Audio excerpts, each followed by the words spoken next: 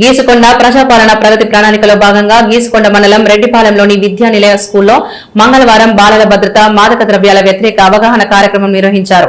ఈ కార్యక్రమానికి హైదరాబాద్ నార్కోటిక్స్ విభాగం డీఎస్పీ రమేష్ ముఖ్య అతిథిగా హాజరయ్యారు. ఈ సందర్భంగా డీఎస్పీ రమేష్ మాట్లాడుతూ విద్యార్థులు మాదక ద్రవ్యాలకు దూరంగా ఉండాలని, అవి ఆరోగ్యానికి భవిష్యత్తుకు తీవ్రమైన హానిని కలిగిస్తాయని తెలిపారు. చిన్న వయసులోనే మాదక ద్రవ్యాలపై అవగాహన కల్పించడం చాలా అవసరమని చెప్పారు.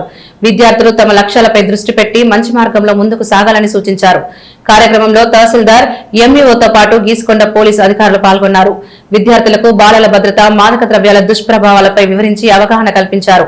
సుమారు 500 మంది విద్యార్థులు ఈ కార్యక్రమంలో పాల్గొని కార్యక్రమాన్ని విజయవంతం చేశారు.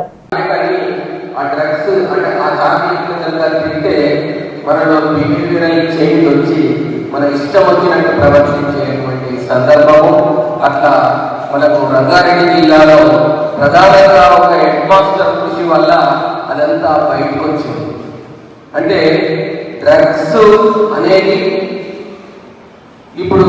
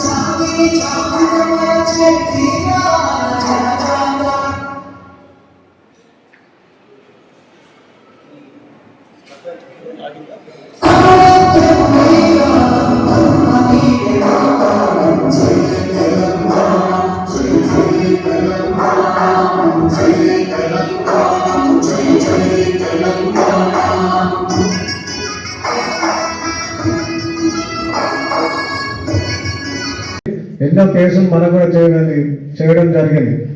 ఈ మధ్య నేను ఒకటి నల్గొండలో ఒక ఎంక్వైరీ చేశాను. కలెక్టర్ ఏం చెప్పాడు, స్కూల్లో ఏ సిగరెట్లు తాగుతున్నారు, పిల్లలు సిగరెట్లు తాగుతున్నారు నా కాంప్లైంట్ వచ్చిందని